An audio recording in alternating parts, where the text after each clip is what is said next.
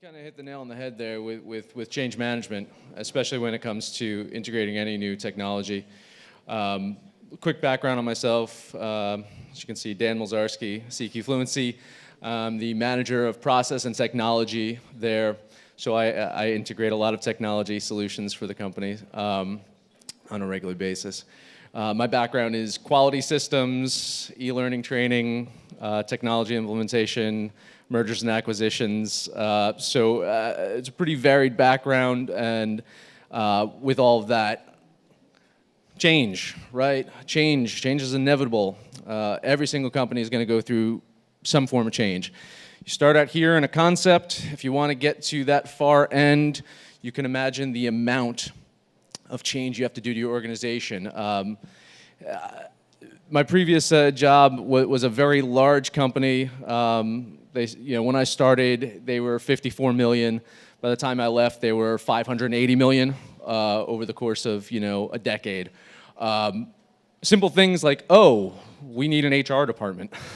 It's like, we forgot about a recruiter. We need that now. Those are all the types of changes that you're going to see from start to finish, where maybe it's just one person or two people that start a company, and they grow into the dream of having the bigger company. So not only is it necessary as a part of growth, but even when you get to that very end, when you say that you're a mature company, every other company is out to get you, right? All of your competition is out to try to get a piece of the pie that you have. And if you don't continually change and improve and make those efforts to implement technology or new processes or bring in new people, eventually your competition starts to chomp away at that, and they get that competitive advantage. The other thing that's amazing is I think of when I started my career, iPhones didn't exist, right? And now everyone has some kind of smartphone or tablet or that really sparked, maybe even going back to the iPod, but thinking of the iPhone or the smartphones, that really sparked this constant technology change that we're seeing.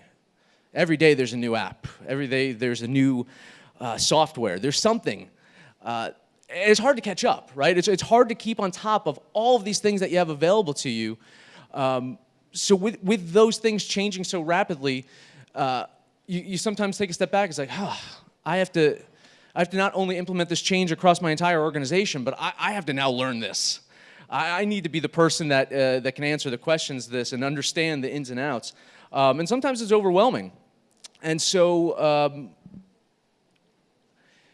this is where we started with Plunet and CQ Fluency. No one had time to test things out. There was, out of the box, so many great features. People didn't know how to integrate them all. We all kind of work in the language services industry to some degree. Our companies all function differently, right? What I do at Plunet, at my company, and what you do with Plunet at your company, there's going to be overlap. But each customer has a different set of processes. From input to invoicing, there's differences in everything that you do. So having one solution for your entire company, it's not going to work for all of your employees, and they're going to sense frustration in that, right? They're going to be like, well, my customer, it just doesn't do this. There's a difference here and here. And that was some of the frustration that our employees felt. And I met up with Sophie and the Plunet team a few weeks ago, and I didn't want to say it, but Sophie said it. People used to go up to her from CQ Fluency and say, "We hate Plunet."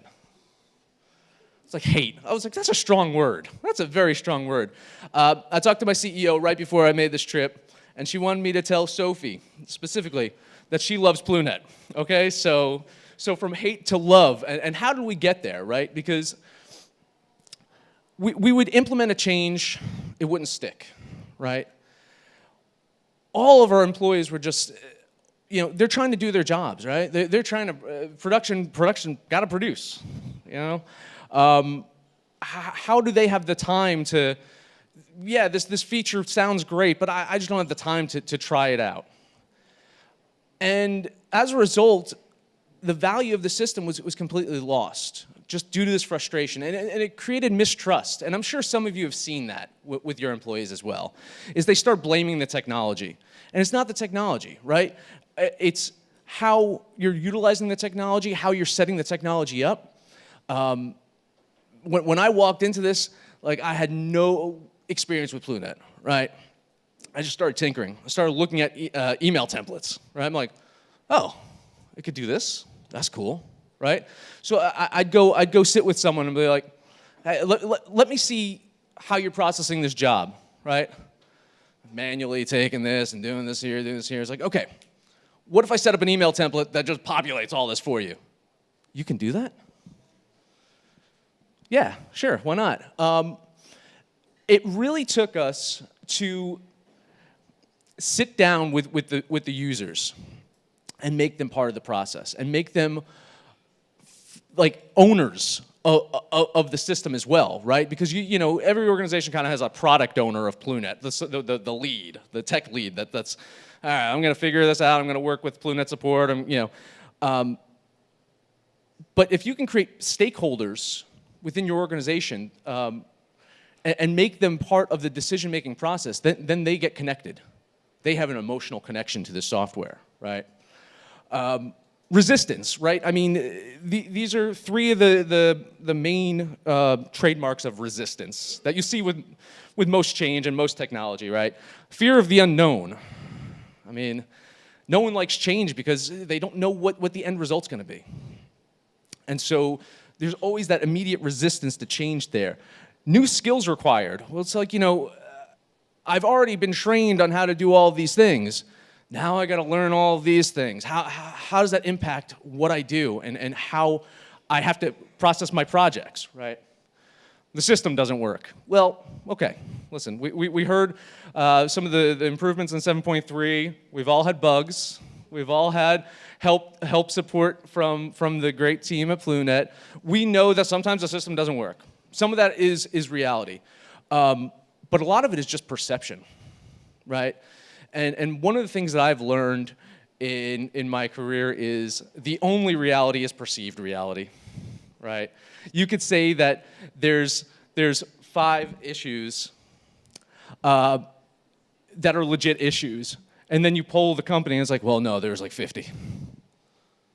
And you start breaking it down. It's like, oh, that was 1, 2, 3, 4, 5. Like, I mean, I didn't study math, and but I can count 1, 2, 3, 4, 5. But the perceived reality of it is the system doesn't work. Okay, this is where we were at. Where are we now? Because that's important to know, right? 114% more projects handled by project manager. That is not a made-up statistic. We did time trials. We recorded the before and after our implementation. And now, this wasn't overnight, right? This wasn't just like, boom, I did a couple things and they're producing. So this was over a planned amount of time of saying, this is how things are being done right now. We sat with our project manager, and it was a variety of project managers of skill levels, right? Project coordinator, senior project manager, different project types or whatever. And we recorded the steps. It sounds crazy. But we wanted to know if this initiative was going to pay off. So we did the before. And then through our change management process so far, we've seen 114% more projects being handled. And I say so far because change is never done. With all the new features and even 7.2, we're still integrating some of those things into our workflows, and now 7.3, we'll have some more fun as well. The processing time reduced by 77%. That just sounds astronomical when I think about this, right? Project manager is taking a file, moving it here, saving it here, writing an email, sending the email, finding this, doing this. All those things added up, right? To the point where we started just wondering, it's like, how the heck are we going to grow? How are we going to succeed? How are we going to remain competitive? We're going to have a staff that's like 500 people and revenue not to be able to afford that staff. Sophie mentioned it earlier, pricing pressure. Geez. Is there anyone in this room that isn't facing pricing pressure? Because good for you. You have to find ways to drive down your costs. And I am a very nice person. I don't want those costs driving down to my vendors, right? I don't want, I feel that the value of translators is very high, and what they do is a great skill, and they put a lot of time and effort to be great translators. And I don't want to just keep saying, well, we got to reduce translator rates. That's only part of the solution. And yes, negotiations with high volumes of translators, that's part of the solution. But I didn't want it to be the only thing that we were doing to be able to drive down costs to stay competitive. We've done it, right? And we'll continually do it, right? We'll continue to look at how we can make our staff the most, the talented staff that we have, the most optimal at what they do, right? I don't want skilled project managers moving files around. I want them on the phones with the customers. I want them leading accounts. I want them thinking strategically. And when they're on that ground level and they're thinking strategically instead of doing admin, you'll see your revenues grow, right? Your salespeople are great. Your project managers are on the ground dealing with the customers day to day. They know their pain points.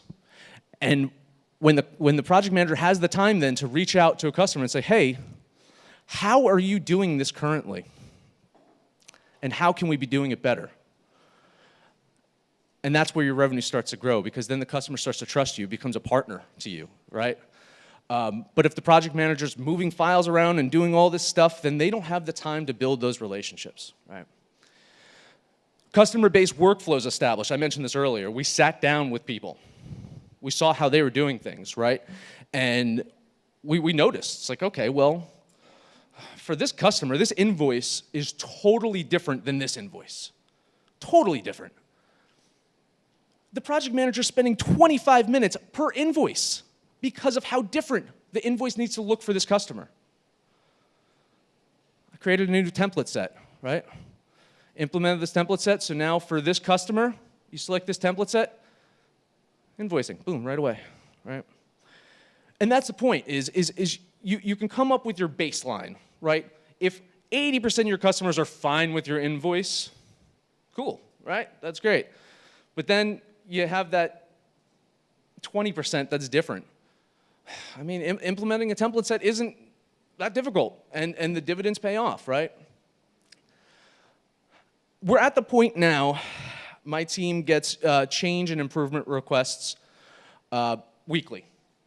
And it's not, it's not negative. We don't see that as a negative, right? We see that as, to the point where I would go into production meetings and I'd be like, does anyone have any feedback on Plunet? Is there anything we could be doing? Crickets, right? Now it's, okay, what pain points do you guys have? What can we do? What can the tech team do to make your lives easier? Hands up, right? I get emails saying, hey, I have this one customer, just started with us. They need this type of workflow set up. Can you help us? Absolutely, all right? Can Plunet do this? And that was a question that, before I arrived at the company, the question would go unanswered, right? Can Plunet do this? And it would just be like, And I still do, but I do, and I'll check into it, right? Because I'm certain that we can come up with a solution.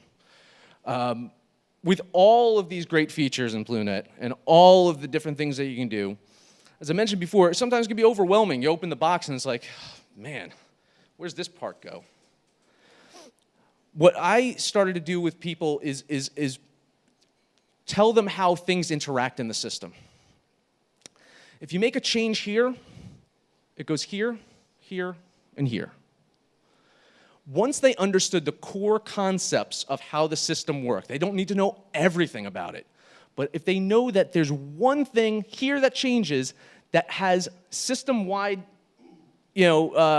changes throughout the system, that made a difference to them. They're like, oh, so these price lists for vendors and customers, they're actually important then, right? Yeah. Setting those up, probably a good idea. I talked about resistance, and yes, it was red resistance. Blue acceptance, right? Because this is the keys to acceptance. The employees have a say in the changes. Plenty of times I've walked into meetings, it's like, all right, this is how we're doing things. Do you know how many people volunteered to help me out with it? With the project or with the initiative? As opposed to, okay, let's brainstorm. Let's hear you guys out. What issues are you having? How can we work together to come up with the solution? Again, the buy-in, right? They feel that they're part of the process. And it's not that they feel that they're part of it, they are part of the process. Without me knowing the pain points, I can't come up with solutions. Without me understanding the workflows, I can't come up with ways to make those workflows better. Hands-on and enhanced training. Okay, right? Now, we're a small company, we don't have a dedicated full-time trainer, but you pick your spots, right? If you can find a new feature that you know is going to be somewhat confusing, I use Pareto Principle, right? Focus in on that small 20% of those types of trainings that's going to have 80% of the benefit, right? So you don't have to train everyone on everything in the system, especially because a lot of these things don't apply to them. I have production departments that only use half of the system, right? Because of the way that their customers work. So to extensive start-to-finish training on everything, it doesn't make sense to them, right? The core things that are going to have the most impact. Focus in on proper configurations for maximum benefit. Okay, it's easy enough to say. But those are the things I was talking about earlier, is those template sets, email templates. I had production people like sending reminders to vendors like, can you please invoice, it's set to approved in the system. I'm like, oh, I can automate that for you, sorry. Click, boom, done, right. Continuing on how we got there, right? So I focused in on the employees' needs. We were very flexible, but we did set milestones. We set goals for the whole change management program. And I'll show you the structure of the entire change management program that we went through on one of the next slides. Small but frequent changes. That's important. Sweeping change rarely succeeds. If you try to say, we're doing everything all at once, the adoption of that change has a higher fail rate than small incremental changes. And the reason for that, perception-wise, is small victories, right? You set one thing up, someone sees how good that is. It's like, oh, that's cool. Where's more? Like, they start getting hungry for seeing more. So the next change rolls out, and it's like, oh, that's even cooler, right? They start to believe in the system. They start to believe in your change management philosophy. When they saw the continuous improvements, that's when the attitude shifted from, I hate Plunet, to, yeah, it's pretty cool. It's okay. To, wow, right? And I actually did poll the entire company on what they thought about Plunet at the end of last year. And out of a scale of 5, we had like a 4.98, right, on the perception of how good they felt that the system was now, especially compared to where they were at. We focused on the reaction to the change and not necessarily the change itself. One of the fears of project managers especially is, hey, I'm even afraid of all this, is robots are going to take over. Automation is going to make my job obsolete, right? That's a fear. That is a resistance point. But when you tell them, okay, but instead of spending your time on this, your value to the organization is now going to be this. Here is our change management philosophy that we utilized for our successful implementation of Plunet automation, right? It's called the ADCAR. It's an actual thing. I didn't make this up. I'm not claiming. If you Google search it, anyone on their smartphones can search it. It's a real thing. Awareness, desire, knowledge, ability, reinforcement. The team needs to understand why we're changing. They need to understand that. And I think we're all in agreement here of this industry is so much different than it was 10 years ago, 15 years ago. We have to change. We have to change or we die, right? You have to appeal to logic and emotion. That was my perceived reality remark earlier, right? The only reality is perceived reality. Because emotions play such an important factor in all of this. We're emotional beings. And I have a team down in Argentina. They're a little bit higher emotional than my team in New York, right? Everyone needs to know their role as part of the change management process. Are they going to be the leaders of the change? Are they going to be the ones testing it? Are they going to see it on the back end? Are they going to have a say in it? Everyone knows their role in the process, right? Give them the skills to do their roles. So they know their role. Maybe they're only testing this function out. So you focus in on training in that. That was the cool thing is when we started breaking these things up, and I trained one person on this, and one person on this, and one person on this. Guess what they started doing? They started training each other on what they knew. Made my job a lot easier. Because then when I went to the next person, they're like, oh no, I've already seen it, it's awesome, I've done it. Oh, cool. I guess I can take a break. Ensure the change is maintained. This is the biggest challenge, I feel, right? Anyone can make a change. We make changes all the time, right? Every January 1st, I'm going to the gym. That's a sweeping change I'm going to do. And you make that big change, and then it's May. I don't want to look at my Planet Fitness schedule right now of how frequently I've gone in the last couple of months. I don't want to do that. So you need to reinforce that and make sure that the change sticks. And how can you do that? It's going to be a bad word here. I'm going to say it. Audit. It's a scary word, audit, right? We have this negative connotation of auditing. But if we all agree that we're part of this together, and we're agreeing on these milestones and goals, and we're setting targets together as a team, and then at the end of it, we start to look at the numbers and say, well, we agreed that 80% of your projects would go through this process, only 60 did. Why? And don't do it as a combative thing, right? You do it as we're in this together. People need to be held accountable, and I think at the end of the day, we all want to be held accountable if the rules are fair, right? If we agree to the rules, if we agree to the metrics, if we agree to being a partner in it, I think we all want to be held accountable to what we agree to.